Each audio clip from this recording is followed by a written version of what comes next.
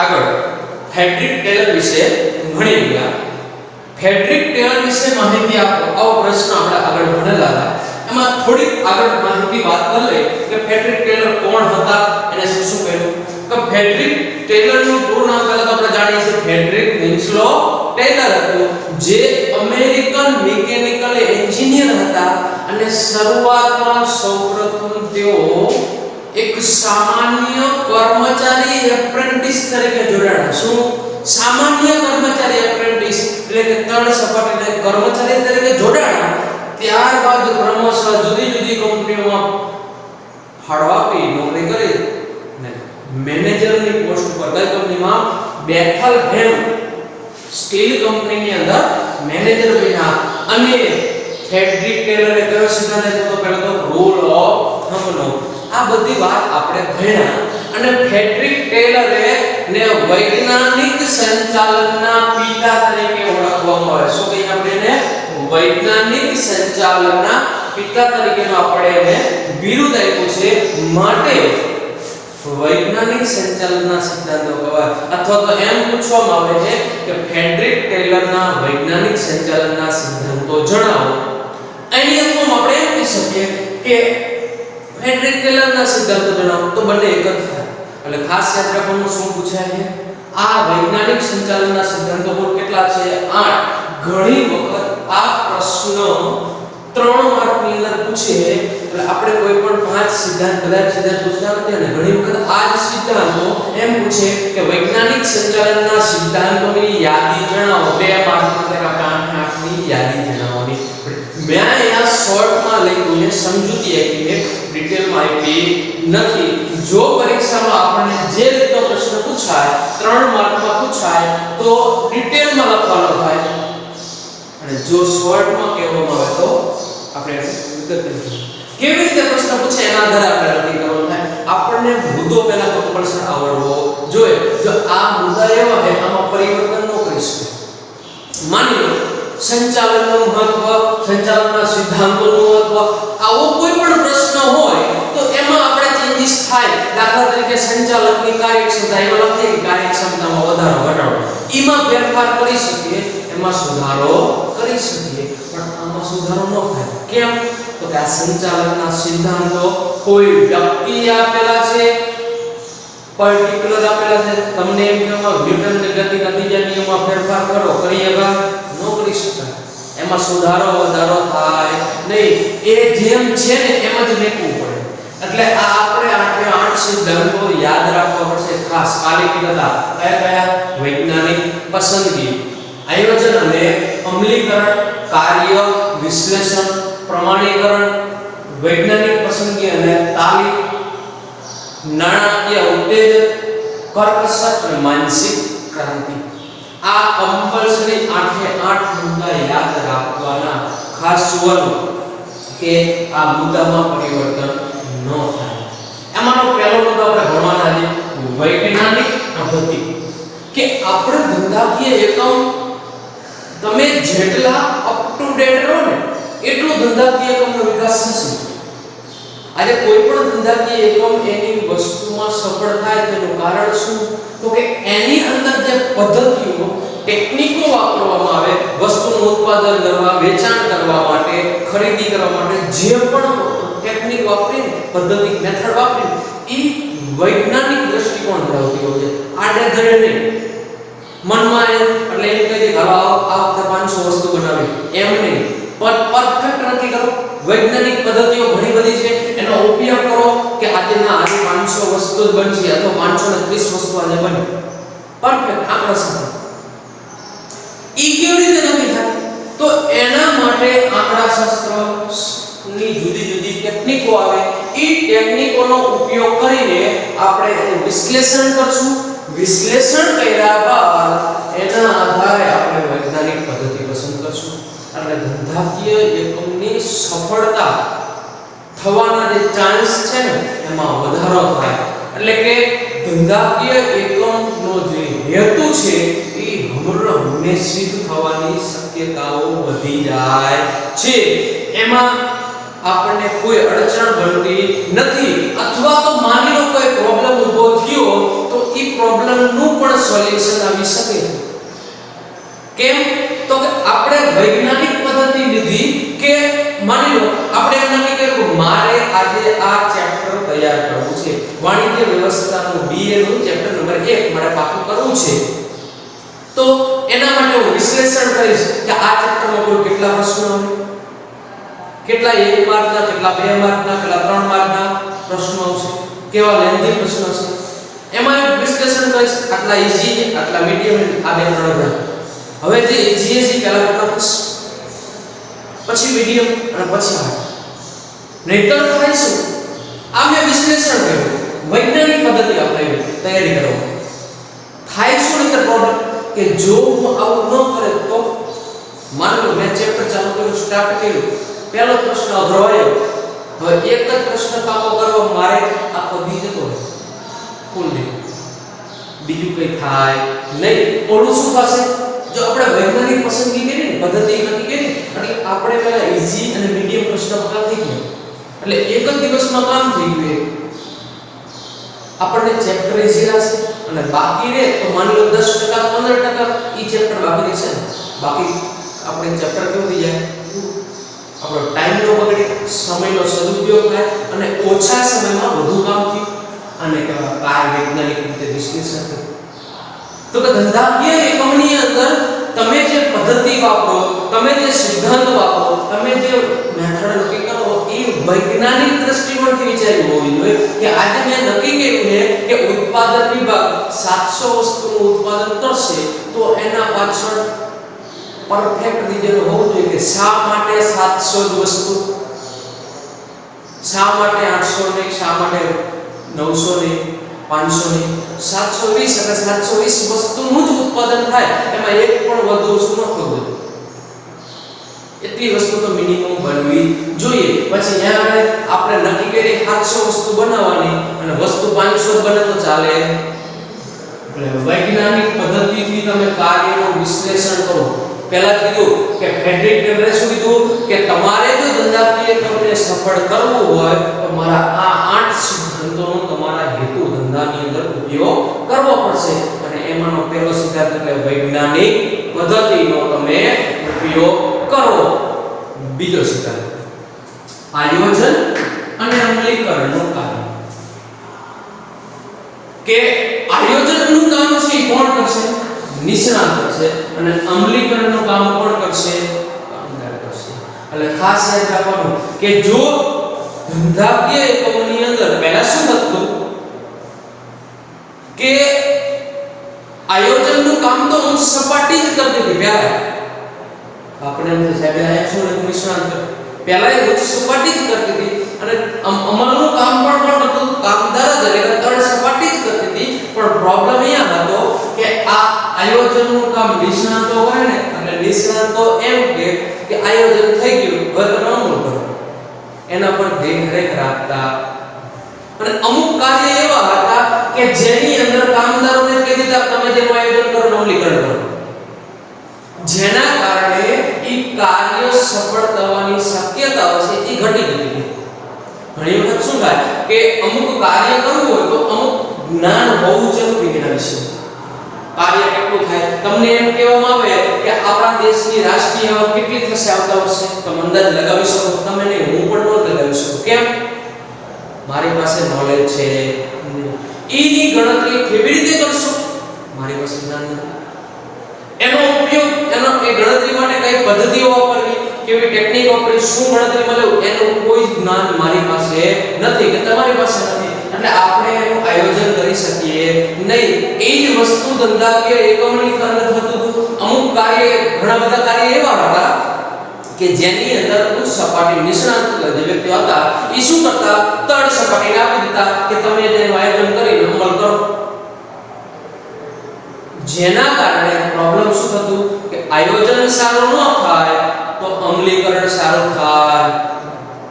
એક સિમ્પલ વાત છે કે આપણે કોઈ પણ વસ્તુ બનાવતા હોય એ વસ્તુ બનાવવામાં હું ભૂલ કરું શરૂઆતમાં, મને તમે કોઈ સ્ટેટ કે એકાઉન્ટ દાખલો તો ઘસારો ગણતા હોય, ઘસારાની અંદર તમને બુકની અંદર એમ કીધું કે 10% ઘસારો ગણો. હવે એ 10% ની જગ્યાએ આપણે 15% ગણી લીધો તો તમારો દાખલો સાચો પડે નહીં. તમે સાચા હો 15% ની દ્રષ્ટિએ તમારો દાખલો સાચો ગણાય, પણ ચોપડી બુકની અંદર કઈ રકમ લીધી 10%, તો તમારી રકમ ખોટી પડે. બરોબર? એટલે એ વસ્તુ થતું. એટલે ફેડરિક ટેલરે કીધું કે ફરજિયાત આયોજનનું કામ કોણ કરશે? નિષ્ણાત વ્યક્તિઓ જ કરશે, જેના કારણે આયોજનમાં ભૂલ પડવાની શક્યતાઓ ઘટી જાય. અને એનું અમલીકરણનું કામ કોણ કરશે? કામદારો કરશે. અને બીજી વસ્તુ કે નિષ્ણાતો આયોજન બનાવ્યા બાદ એનો સારામાં સારી રીતે અમલ થાય એનું ધ્યાન રાખશે. કે નિષ્ણાતો દ્વારા જે આયોજન બનાવવામાં આવ્યું છે એનું વિશ્લેષણ કરી અને કામદારને દેવામાં આવશે કે તમારે આ રીતે કાર્ય કરવાનું, તમારે આવી રીતે કાર્ય કરવાનું, જેના કારણે એની કામના સમયે કોઈ પ્રોબ્લેમ ઊભો થાય નહીં. કોઈ દાખલો ગણવાનો સાહેબે તમને કીધું, પણ એ દાખલાની પદ્ધતિ તમને શીખવાડીને તમને કહી દીધું કે ઘસારો કરવાની SLM પદ્ધતિથી ઘસારો કરવાનો,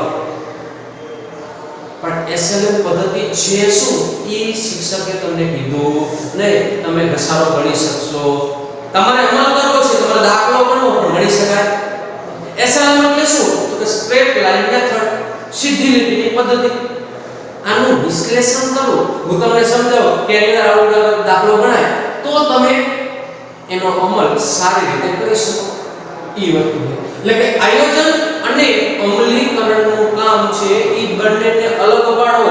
આયોજનનું કામ ફરજિયાત નિષ્ણાતો જ કરશે, અમલીકરણનું કામ ફરજિયાત કામદારો જ કરશે, એના સિવાય બીજું કોઈ કરશે. અને જ્યારે કામદારો એનો અમલ કરતા હોય ત્યારે નિષ્ણાતો એના પર દેખરેખ રાખશે કે આપણે જે પ્રમાણે કીધું હતું એ પ્રમાણે કામ થાય છે કે નહીં. આ આપણો સિદ્ધાંત નંબર 2 કયો? આયોજન અને અમલીકરણનું કાર્ય. હવે જોઈએ સિદ્ધાંત નંબર 3 કાર્ય વિશ્લેષણ. આપણે આગળ વાત કરી કે આયોજન કરતી વખતે આયોજન બનાવશે કોણ? નિષ્ણાતો. અને એનો અમલ કોણ કરશે? કામદારો. પણ એ બંને વચ્ચે એક સપાટી આવે, વિભાગીય અધિકારી મધ્ય સપાટી. એ મધ્ય સપાટી શું કરશે? તો કે જે કાર્ય છે ને એ કાર્યનું શું કરશે? વિશ્લેષણ કરશે. કેવું કાર્ય કરવું, ક્યારે કરવું, કેટલા સમયની અંદર કરવું, કેવી સ્પીડમાં કરવું, આ બધું વિશ્લેષણ કરશે. કે દરરોજ માની લો આપણે એમ કીધું કે આ મહિનાની અંદર આપણે કુલ 3000 વસ્તુ બનાવવાની છે, મતલબ દરરોજની કેટલી વસ્તુ થઈ? 100 વસ્તુ. દરરોજની 100 વસ્તુ થઈ તો 8 કલાકો હોય તો કેટલી થાય? કેટલી કલાક થાય? 12 થી 13 વસ્તુ બનાવવી પડે ડેઈલી. 1 કલાકની અંદર 12 થી 13 વસ્તુ બને તો જ દિવસ અંતે 100 વસ્તુ બને. આ આપણે શું કર્યું? કાર્યનું વિશ્લેષણ કર્યું. જે સમય નિરીક્ષણ અને ગતિ નિરીક્ષણ આપણે આગળ ભણવામાં આવે છે એટલે કોઈ પ્રોબ્લેમ છે નહીં. ત્રીજી વસ્તુ છે આપણો થાક નિરીક્ષણ. શું છે? થાક નિરીક્ષણ. ઘણી વખત શું થાય કે તમે સતત કર્મચારી આવે એને લક્ષ્ય આપતા જાઓ, ગોલ આપતા જાઓ કે તારે આટલું ઉત્પાદન કરવાનું, આ ઉત્પાદન પર આ ઉત્પાદન કરવાનું, જેના કારણે કર્મચારી થાકી જાય અને એ ઉત્પાદન કરે પણ સારું ગુણવત્તાવાળું ઉત્પાદન કરે નહીં, જેના કારણે વસ્તુ બનશે પણ સારી વસ્તુ બનશે નહીં. અને આપણને નુકસાન થશે અને કર્મચારીને નુકસાન થશે. ધંધાકીય કોમને બે નુકસાન થશે. એક તો વસ્તુ ખરાબ ઉત્પાદન થઈ, કાચા માલનો બગાડ થાય અને સમયનો બગાડ થાય કર્મચારીને. એ જ સમયે કર્મચારીઓ પણ થાકશે. એટલે કાર્યનું વિશ્લેષણ એવી રીતે કરવું કે કર્મચારીને કામની વહેંચણી એવી રીતે કરવી કે એને સમયસર થાક મળતો જાય, થાક દૂર થાય એવા પ્રકારનું આયોજન કરવું. ઘણી વખત થાય 8 કલાક 10 કલાકની ડ્યુટી હોય તો 10 કલાકમાંથી વચ્ચે 1 કલાક બ્રેક આપવામાં આવે, જેના કારણે કર્મચારીઓ ફ્રેશ થઈ જાય. પાછા 2 કલાક પછી એક ફ્રેશ થવા માટે 10 મિનિટ બ્રેક આપે ચા પાણી માટે, જેના કારણે કર્મચારીઓ થાક ઉતરી જશે અને ફ્રેશ થઈ અને કામ કરશે. સ્કૂલની અંદર લેક્ચર સિસ્ટમ શા માટે હોય? તો તો કે એક શિક્ષક આવે અડધી કલાક લેક્ચર લે એટલે બોર ન થાય વિદ્યાર્થી, શિક્ષક બદલી જશે બીજો શિક્ષક આવે એ અડધી કલાક લે એટલે આમ રૂટીન ચાલુ રહે, વચ્ચે 2-5 મિનિટનો ફ્રેશ થવાનો ટાઈમ મળી જાય જે ટાઈમમાં વિદ્યાર્થી રિલેક્સ થઈ જશે એટલે થાક ઉતરી જાય. એ વસ્તુ છે કે કાર્યનું આપણે એવી રીતે વિશ્લેષણ કરવું કે સમયસર કામ થાય, ઝડપથી કામ થાય, ઉત્પાદન સારું આવે અને કર્મચારીને થાક પણ ન લાગે. એવી રીતે કાર્યનું શું કરવાનું? વિશ્લેષણ કરવાનું. આ આપણો ત્રીજો સિદ્ધાંત. ચોથો સિદ્ધાંત રાખો પ્રમાણીકરણ. પ્રમાણીકરણ એટલે શું? પ્રમાણીકરણ મતલબ પ્રમાણિત કરવું, પ્રમાણ નક્કી કરવું. કે ઘણી વખત શું થાય કે હું ભૂસી નાખું છું આપણે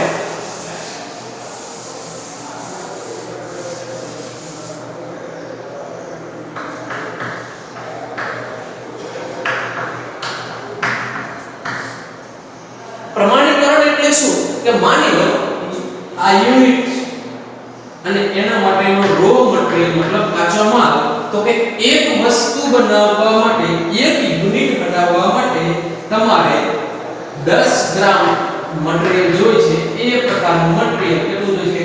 10 ગ્રામ જોઈએ છે. તો આપણે આજે કેટલા યુનિટ બનાવવાના છે? 100 યુનિટ બનાવવાના છે. તો કેટલો મટીરીયલ જોઈએ? 1000 ગ્રામ મટીરીયલ જોઈએ. કયા પ્રકારનું? એ પ્રકારનું. આ આપણે શું કર્યું? પ્રમાણીકરણ કર્યું. શું કર્યું કહેવાય? પ્રમાણીકરણ મતલબ કે એનું આપણે પ્રમાણ નક્કી કરી દીધું અગાઉથી જ કે જો આપણે એક યુનિટ બનાવી તો એની અંદર 10 ગ્રામ મટીરીયલનો ઉપયોગ થાય. તો 100 વસ્તુ બનાવવા માટે આજે આપણે લઈ દઈશું હાલે આ 1000 ગ્રામ રો મટીરીયલ કાચો માલ. આમાંથી તારે કેટલી વસ્તુ બનાવવાની?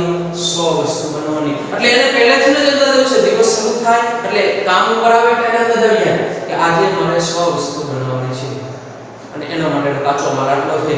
જો હું બગાડ કરીશ તો ઉત્પાદન ઓછું થશે. 90 માનો 98 વસ્તુ બની તો 2 વસ્તુના પૈસા મારે ચૂકવવા પડશે. એટલે એ બગાડ પર ધ્યાન રાખશે, કામના સમય પર ધ્યાન રાખશે. એટલે પ્રમાણીકરણ કરવું કે આપણે એને અગાઉથી નક્કી કરજો. આ પ્રમાણીકરણ છે ઈ માત્ર સમયની બાબતમાં કે કાચા માલની ઘણી બધી બાબતમાં આવે. એટલા માટે કીધું કે પ્રમાણીકરણ અને સરળીકરણ એ વૈજ્ઞાનિક પ્રક્રિયા છે જે અગાઉથી થાય. આ પ્રક્રિયા ક્યારે થવી જોઈએ? અગાઉથી. આપણે એને 500 ગ્રામ વસ્તુ દીધી કે તું 100 વસ્તુ બને હાલે ન હાલે, પણ અગાઉથી કરી જવી જોઈએ કે કાલે કામ શરૂ કરવાના છીએ તો એ પહેલા આપણને ખબર હોવી જોઈએ કે કોઈ એક કર્મચારી છે એને આપણે 1000 ગ્રામ કિલોગ્રામ આપણે આ રો મટીરીયલ એ પ્રકારનો રો મટીરીયલ કાચો માલ છે એ આપણે એને 1000 ગ્રામ લેવાનો છે, મતલબ 1 કિલો લેવાનો છે. તો એ 100 વસ્તુ બનાવીશું. અગાઉથી નક્કી કરેલું છે. પ્રમાણીકરણ અને સરળીકરણ સરળ હોવું જોઈએ. પાછું ગણતરી કરતા એને ખબર પડવી જોઈએ કે આટલો મટીરીયલ આટલું ઉત્પાદન થાય, આવી રીતે કાચો માલ બને, આટલો બગાડ થઈ શકે. એટલે પ્રમાણીકરણ અને સરળીકરણ એ વૈજ્ઞાનિક પ્રક્રિયા છે જે અગાઉથી થવી જોઈએ. અગાઉથી નક્કી થઈ જવી જોઈએ કે આટલા સમયમાં આટલી વસ્તુ બનવી જોઈએ. આ તો આપણે રો મટીરીયલ કાચો માલ બન્યો. હવે એના સિવાય પણ બીજી વસ્તુ પણ હોઈ શકે. દાખલા તરીકે એક યુનિટ બનાવવા માટે માની લો 1 કલાક ને 30 મિનિટ એટલે 1.5 કલાક થાય. તો 100 વસ્તુ બનાવવા માટે કેટલો સમય લાગશે? માની લો 100 ને 10 કર્યું કેટલી કલાક થશે? 15 કલાક થશે. Simple calculation. આ આપણે સમયનું પ્રમાણીકરણ કર્યું. ઓલું શેનું પ્રમાણીકરણ કર્યું? કાચા માલનું. એવી રીતે યંત્ર, ઓજારો, સાધનો આ દરેક વસ્તુનું પ્રમાણીકરણ થાય. એટલે પ્રમાણીકરણ અને સરળીકરણ એ પ્રક્રિયા એવી પ્રક્રિયા વૈજ્ઞાનિક પ્રક્રિયા છે. આડેધડની આ નક્કી કેમ થયું? એક યુનિટ બનાવવા 1.5 કલાક થાય. નક્કી કેવી રીતે થયું હોય? વૈજ્ઞાનિક દ્રષ્ટિકોણથી કે 1 2 3 5 દિવસ 10 દિવસ ઉત્પાદન કર્યું પછી ખબર પડી કે ના 1.5 કલાકની અંદર એક વસ્તુ સામાન્ય સંજોગોની અંદર બની જાય. જો સ્પીડ ધરાવતો કર્મચારી તો વધુ બને, પણ જો નોર્મલી કામ કરતો હોય તો 1.5 કલાકની અંદર 1 યુનિટનું ઉત્પાદન થશે. તો 10 યુનિટ બનાવવા 15 કલાક જાય. આ પ્રમાણીકરણ વૈજ્ઞાનિક પ્રક્રિયા પરથી આપણે નક્કી કર્યું અને એ અગાઉથી થવી જોઈએ, અગાઉથી થઈ જવી જોઈએ. પછી 10 દી થાય કે હું આ વસ્તુ બનાવું અથવા તો એ ઉત્પાદન કર્યું પછી પૂછી કે કેટલી કલાક થઈ તો કે 15 કલાક થઈ. કેટલું ઉત્પાદન થયું તો કે 10 વસ્તુ બની, 8 વસ્તુ બની. બનવી જોઈએ 10, બની કેટલી 8. બે વસ્તુનો લોસ છે. કેમ આવ્યો? આપણે એને અગાઉથી કહી દીધું હોય તો એ એના પર ધ્યાન રાખે, અવેરનેસ બને કે ના આ નોર્મલ સમયમાં આટલી વસ્તુ બનવી જોઈએ અને આટલી બની, મારે ઝડપ રાખવી પડશે, સ્પીડ રાખવી પડશે, ઝડપથી કામ કરવું પડશે તો જ ઉત્પાદન થશે, નહીં તો ઉત્પાદન થશે નહીં. એટલે આ પ્રમાણીકરણ અને સરળીકરણ છે એ વૈજ્ઞાનિક પ્રક્રિયા છે જે અગાઉથી થવી જોઈએ. એના પછીનો સિદ્ધાંત છે વૈજ્ઞાનિક પસંદગી અને તાલીમ, કે આપણે જે કર્મચારીઓની પસંદગી કરીએ છીએ એ પસંદગી વૈજ્ઞાનિક ધોરણો મુજબ થવી જોઈએ. વૈજ્ઞાનિક ધોરણો મતલબ શું? આપણે ચેપ્ટર નંબર 5 છે કર્મચારી વ્યવસ્થા, એની અંદર આપણે ભણવાનું થશે કે કોઈ પણ કર્મચારી છે એ કર્મચારીની પસંદગી કરતી વખતે અમુક બાબત ધ્યાનમાં લેવામાં આવે કે તમારો કર્મચારી કયા પ્રકારનો છે. જો તમારો કર્મચારી તળ સપાટીનો હોય તો એની ભરતી પસંદગીની વિધિ કેવી આવે? ટૂંકી આવે. પણ જો એ કર્મચારી મધ્ય સપાટી કે ઉચ્ચ સપાટીનો હોય તો એની પસંદગીની વિધિ, ભરતીની વિધિ લાંબી આવશે ને થોડી અટપટી આવશે. એટલે તમે જે કર્મચારી પસંદ કરો છો એ કર્મચારીની લાયકાત, અનુભવ, આવડત, જ્ઞાન આ બધી બાબતને ધ્યાનમાં રાખવાનું અને એ કઈ પોસ્ટ માટે કામ કરી શકે એ પણ ધ્યાનમાં લેવાનું. એની પાસે શું આવડત છે, શું જ્ઞાન છે.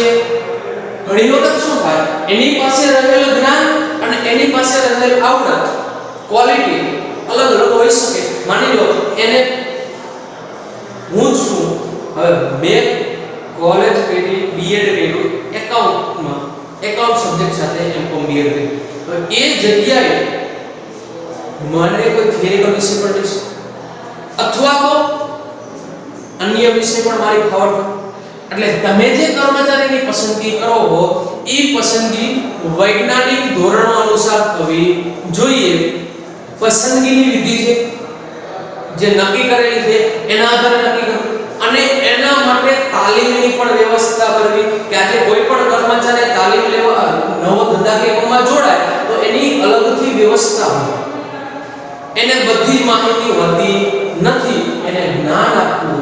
એને આપણા ધંધાકીય એકમની અંદર કોઈ પણ કર્મચારી જે નવો કર્મચારી આવે, માની લો આપણા ધંધાકીય એકમમાં કોઈ કર્મચારી જોડાણો, હવે એ કર્મચારીને આપણા ધંધાકીય એકમ વિશેનું જ્ઞાન હશે નહીં. એનું વાતાવરણ, એની પાસે પ્રેક્ટિકલ નોલેજ હોય, માનો વસ્તુ કેવી રીતે બનાવી એને ખબર છે, પણ એ જે કંપનીમાં કામ કરતો તો એ કંપની અને આ કંપની બેનું વાતાવરણ અલગ હોય, કર્મચારીઓ અલગ હોય, સુપરવાઇઝર, નિરીક્ષકો અલગ હોય છે, યંત્રો અલગ હોઈ શકે, ટેકનિક મેથડ અલગ હોઈ શકે, જેના કારણે ઈ પહેલા વાતાવરણમાં સેટ હતો પણ આ વાતાવરણમાં એને અનુકૂળ થવા માટે, એને નિર્ભર થવા માટે એને આપણે તાલીમ આપીએ છીએ. જેના કારણે તાલીમથી શું થાય, એ પોતે સેટ થશે અને એનો બગાડ ઘટશે. વસ્તુના ઉત્પાદન ઉપર ફોકસ કરી શકે, વસ્તુનો બગાડ ન થાય, જેના કારણે ઉત્પાદન સારું આવશે. એટલે તમે જ્યારે ધંધાકીય એકમમાં કર્મચારીની પસંદગી કરો ત્યારે વૈજ્ઞાનિક પસંદગી કરવી અને એને શું આપવાની? તાલીમ આપવાની. એના પછી કે નાણાકીય ઉત્તેજન, કે ધંધાકીય એકમની અંદર કર્મચારીઓ જે કામ કરે છે એ કામ કરતા કર્મચારીઓને નાણાકીય પ્રોત્સાહન પૂરું પાડવું. એ સારામાં સારી રીતે કામ કરી શકે. ઘણી વખત શું થાય, હવે કોઈ બે કર્મચારી છે, એક કર્મચારી, બંને કર્મચારી છે, એ બંને કર્મચારીને તમે દર 10,000 રૂપિયા આપો છો, પગાર બંનેનો સેમ છે. એક કર્મચારી દરરોજની 100 વસ્તુ બનાવે અને બીજો કર્મચારી દરરોજની 120 વસ્તુ બનાવે. આમાં થાય શું? નાણાકીય ઉત્તેજન કેમ જરૂરી છે? તો કે જો તમે બંનેને એક સરખું જ વેતન આપો છો તો થોડોક સમય વાંધો નહીં આવે, બંને 10,000 આવી વાંધો. પણ પછી આ વ્યક્તિ શું વિચારશે કે હું સારી સારી વસ્તુ બનાવું, વધુ વસ્તુ બનાવું, તેમ છતાં મને પગાર ઓલા જેટલો જ મળે, તો મારે શું કરવા, વધુ કરવું જોઈએ ઉત્પાદન, એ ઉત્પાદન ઘટાડશે, જેના કારણે આપણને લોસ જશે, મજૂરને લોસ જતો, કામદારને લોસ ન થાય, પણ ધંધાકીય એકમને નુકસાન થશે. પહેલા જે વધુ 20 યુનિટનું ઉત્પાદન થતું હતું એની જગ્યાએ ઉત્પાદન કેવું થઈ ગયું, ઘટી ગયું. એટલે જે ધંધાકીય એકમમાં કામ કરતા કર્મચારીઓ છે એને તમે બેઝિક વેતન આપો, બરોબર છે કે 100 યુનિટ બનાવો ત્યાં સુધી તમારો પગાર 10,000 રેડી. પણ જે વ્યક્તિ 100 યુનિટથી વધારે વસ્તુનું ઉત્પાદન કરે છે, જે યુનિટ વધારાનું ઉત્પાદન કર્યું એના લેખે 10 રૂપિયા વધારાના, એટલે 200 રૂપિયા વધારાના તમને મળશે. એક યુનિટ દીઠ 10 રૂપિયા, 20 યુનિટ એટલે 200 રૂપિયા વધારાના મળે.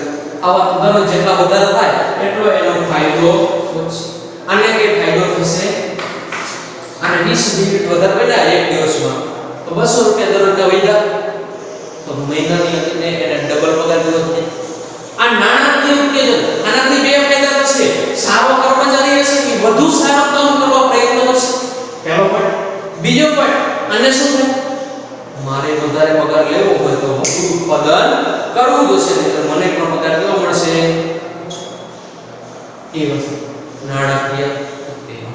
આગળ કીધું કરકસર, કે ઘણી વખત શું થાય કે ધંધાકીય એકમની અંદર આપણે સૌ જાણીએ કે ધંધાનું એક સૂત્ર છે, તમને યાદ હોય તો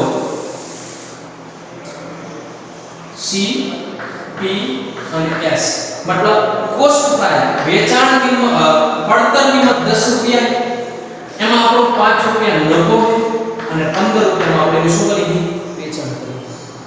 આ નક્કી બરોબર, 15 રૂપિયામાં વેચાણ કરી. જો બજારમાં આપણે વેચાણ કિંમત વધારી શકશો નહીં, જો હું 15 ની 20 રૂપિયા કરીશ, મારો 5 રૂપિયા મારો નફો વધારવો હોય, નફો કેટલો કરવો છે, 5 ની જગ્યાએ 10 કરવો હોય, પણ હું જો ભાવ વધારીશ ને તો ગ્રાહક મારા જે ગ્રાહકો ક્યાં જઈ જશે, હરીફાઈ બજારમાં, અને બીજી જગ્યાએ વસ્તુ લેશે, એટલે હું વેચાણ કિંમત વધારી શકીશ નહીં. વેચાણ કિંમત 15 રૂપિયા રહેશે, મારો નફો મારા 10 રૂપિયા કરવો હોય તો ઘટાડો હંમેશા શેમાં કરવાનો, પડતર કિંમત. અને પડતર કિંમત ઘટે કેવી રીતે, કરકસર કરીને. કરકસર કરવી મતલબ શું કરવું, તો કે તમારી જે વસ્તુ બનાવવાનો જે ખર્ચ છે ઈ ઓછામાં ઓછો આવે, ઓછામાં ઓછા ખર્ચે વધુમાં વધુ સારું ઉત્પાદન થાય, એ પ્રકારની પદ્ધતિઓ અંદાજની. પડતર અંદાજ અને પડતર અંકુશ. પહેલા તો પડતર અંદાજ, માની લો ડસ્ટર છે જેની પડતર કિંમત 20 રૂપિયા છે, તો આ બનાવવાનો ખર્ચ 20 રૂપિયા થયો, એનો મતલબ એવો, પણ આ 20 રૂપિયાથી ઓછો કેમ થાય એ વાત જોવાનું. પડતર અંદાજ, આ પડતર અંદાજ કર્યો. અને પડતર અંકુશ, કે એના ઉપર નિયંત્રણ કેવી રીતે લાવો, કે 20 રૂપિયાના 18 રૂપિયામાં કેવી રીતે બને વસ્તુ, 17 રૂપિયામાં કેવી રીતે બને, જેથી જેટલી ઓછી કિંમતે વસ્તુ બનશે એટલો મારો નફો વધશે. એટલા માટે કરકસર કરવી, કરકસર દ્વારા ધંધાકીય એકમને નફામાં વૃદ્ધિ થાય છે, જેના માટે બે પદ્ધતિઓ અપનાવવામાં આવે, પડતર અંદાજ અને પડતર અંકુશ. અને એના પછીનો છેલ્લો સિદ્ધાંત છે આપણો માનસિક ક્રાંતિ. માનસિક ક્રાંતિ એટલે શું, આપણે આગળ ભણી ગયા હતા, ફ્રેડરિક ટેલરનો અર્થ ભણ્યા હતા. શું યાદ છે કે વૈજ્ઞાનિક સંચાલનનો અર્થ આપો, એમ પ્રશ્ન હતો, એની અંદર આપણે લખ્યું છે કે ધંધાકીય એકમની અંદર કામ કરતા કર્મચારીઓના પક્ષે સંપૂર્ણ માનસિક ક્રાંતિ છે. તેઓની તેમના કાર્ય, ફરજો, સત્તાઓ, સહકર્મચારીઓ પ્રત્યેની માનસિક ક્રાંતિ છે. માનસિક ક્રાંતિ એટલે શું, તો કે પહેલાના સમયની અંદર જે કર્મચારીઓ હતો એ રૂઢિગત પદ્ધતિ અનુસાર હતો, મજૂર માલિક હતા એ પણ રૂઢિગત પદ્ધતિ અપનાવતા, જેના કારણે પ્રોબ્લેમ શું થયો કે માલિક અને મજૂર બંને એવું વિચારતા કે માલિક એમ વિચારતા કે અમે વધુ નફો મેળવીએ, અને મજૂર એમ વિચારતા કે અમે વધુ પગાર મળીએ. પણ આ બંનેને વિચારોમાં પરિવર્તન લાવવું, એનામાં માનસિક ક્રાંતિ કરવી, મગજના જે વિચાર છે એમાં ક્રાંતિકારી વિચારો જન્મ ઉભો કર્યો કે તમે બંને સમજો. તો મજૂર એમ સમજશે કે આ હું મારી કંપની છે, હું વધુને વધુ ઉત્પાદન કરીશ તો ધંધાકીય તમને નફો થશે તો મારા પગારમાં પણ શું થશે, વધારો થશે. તો એ રીતે મજૂરે વિચાર્યું, એના પક્ષે માનસિક ક્રાંતિ થઈ કે મજૂરો કામદારો વધુ ઉત્પાદન કરવા માંડ્યા એ જ વેતનમાં. હવે એ જ સમયે માલિકોમાં પણ માનસિક ક્રાંતિ ને એના વિચારો પણ થયા કે ના, આ પરિણામ જે પેલા એટલા જ કર્મચારીઓ દ્વારા, માનો એક એકમમાં 100 કર્મચારીઓ કામ કરે છે, 100 કર્મચારી દ્વારા આપણને 5 લાખનો નફો થતો હતો. હવે એ જ 100 કર્મચારીઓ દ્વારા આપણને 7 લાખનો નફો થયો. ફેર શું પડ્યો? કર્મચારીઓ એક છે, એ જ સમયે એ જ સાધનોને જેના દ્વારા 2 લાખનો નફો વધી ગયો. મતલબ કોનું પરિણામ હોય? કર્મચારીઓ વધુ સારું કામ કર્યું તો એને આપણે વળતર પણ દેવું જોઈએ. એટલે માલિકોએ કર્મચારીઓને વળતર દીધું અને માલિક અને મજૂર વચ્ચે જે સંઘર્ષ હતા એ ઘટી ગયા. એટલે તણાવમાં શું થયો? ઘટાડો થયો. કોઈ પ્રોબ્લેમ ઊભા થતા, ઝઘડા ન થતા, ધંધાકીયમાં શાંતિ થાય, કામ કરી જતા રહેતા. તણાવમાં ઘટાડો થઈ ગયો, ટાઈમ બચો, સારું ઉત્પાદન થયું, વધુ ઉત્પાદન કરી શકાય. એટલે આ વૈજ્ઞાનિક સંચાલનના મુખ્ય 8 સિદ્ધાંતો. કેટલા સિદ્ધાંતો છે? 8. કયા? તો કે વૈજ્ઞાનિક સંચાલનના 8 સિદ્ધાંત એ આપણે સમજૂતી પણ આપી શકાય. હવે વૈજ્ઞાનિક પદ્ધતિ, આયોજન અને અમલીકરણ, કાર્ય વિશ્લેષણ, પ્રમાણીકરણ, વૈજ્ઞાનિક પસંદગી અને તાલીમ, નાણાકીય ઉત્તેજન, કરકસર અને માનસિક ક્રાંતિ. એના પછીનો જે પ્રશ્ન છે કે વૈજ્ઞાનિક સંચાલનના સિદ્ધાંતોનો તમારે ઉપયોગ કરવો હોય તો એના માટે વૈજ્ઞાનિક સંચાલનના સિદ્ધાંતોની પ્રયુક્તિઓ છે કે તમારે આ પ્રયુક્તિઓ, આ પદ્ધતિઓ તમારે એકમમાં ઉપયોગ કરવો પડે તો જ તમે આ સિદ્ધાંતોનો ઉપયોગ કરી શકશો. કઈ પદ્ધતિ? 3. સમય નિરીક્ષણ, ગતિ નિરીક્ષણ અને બિન વેતન દરની પદ્ધતિ. આ 3 માર્કમાં પૂછવામાં આવે છે અલગ અલગ પદ્ધતિઓ: સમય નિરીક્ષણ, ગતિ નિરીક્ષણ અને બિન વેતન દરની પદ્ધતિ. એમાંની પહેલી પદ્ધતિ લઈ સમય નિરીક્ષણ કે કાર્યનો ભાગ પૂર્ણ કરવા માટે જે સમય લાગે એનો વૈજ્ઞાનિક રીતે અભ્યાસ કરવામાં આવે એને શું કહેવાય? સમય નિરીક્ષણ કહે છે. આપણે અમે જે વાત કરી અત્યારે જ આગળના મુદ્દામાં કે તમારે એક યુનિટ બનાવવું હોય તો એક યુનિટ બનાવવા માટે 1 કલાક અને 1.5 કલાકનો સમય લાગે. 1.5. આ આપણે કેવી રીતે નક્કી કર્યું? વૈજ્ઞાનિક દ્રષ્ટિકોણથી કે 2 દિવસ, 5 દિવસ, 10 દિવસ આપણે જોયું, નિરીક્ષણ કર્યું કે કોઈ કર્મચારી 1 યુનિટ બનાવવા માટે કેટલો સમય લે છે. એના આધારે આપણે વૈજ્ઞાનિક દ્રષ્ટિકોણથી આંકડાકીય માહિતીના આધારે ગણતરીપૂર્વક આપણે નક્કી કર્યું કે 1 યુનિટ બનાવવા માટે 1.5 કલાકનો સમય લાગે. જેને શું કહેવાય? સમયનું નિરીક્ષણ થયું. કાર્યનો, હવે જો વાંચો યાદ આપણે ઉદાહરણ ધ્યાનમાં લઈએ. કાર્યનો ભાગ પૂર્ણ કરવા, એટલે કે કાર્યનો ભાગ 1 યુનિટ એ આપણો કાર્ય છે. ઈ ભાગ પૂર્ણ કરવા માટે જે સમય લાગે કેટલો સમય લાગે એવું છે કે 1.5 કલાક. તો તેને વૈજ્ઞાનિક રીતે કરવામાં આવતો અભ્યાસ, આ 1.5 કલાક આપણે કેવી રીતે નક્કી કર્યું? વૈજ્ઞાનિક દ્રષ્ટિકોણથી વિશ્લેષણ કરીને આંકડાકીય માહિતીના આધારે નક્કી કર્યું. તો એને આપણે શું કહીશું? સમય નિરીક્ષણ. અને સામાન્ય સંજોગોમાં જે સમય નક્કી કરવામાં આવે કાર્ય કરવા માટે જે સમય થાય એને શું કહેવાય છે? પ્રમાણ સમય. જો પ્રમાણ સમય અને સમય નિરીક્ષણ બંને અલગ પણ હોઈ શકે ને એક પણ હોઈ શકે. દાખલા તરીકે આપણે નક્કી કર્યું કે 1 યુનિટ બનાવવા માટે 1.5 કલાક લાગે, પણ અમુક વ્યક્તિઓ એવા હોય કે જે ઝડપથી કામ કરે, 10 મિનિટ વહેલું પણ પતી જતું હોય એને કામ. કહેવાનો મતલબ શું?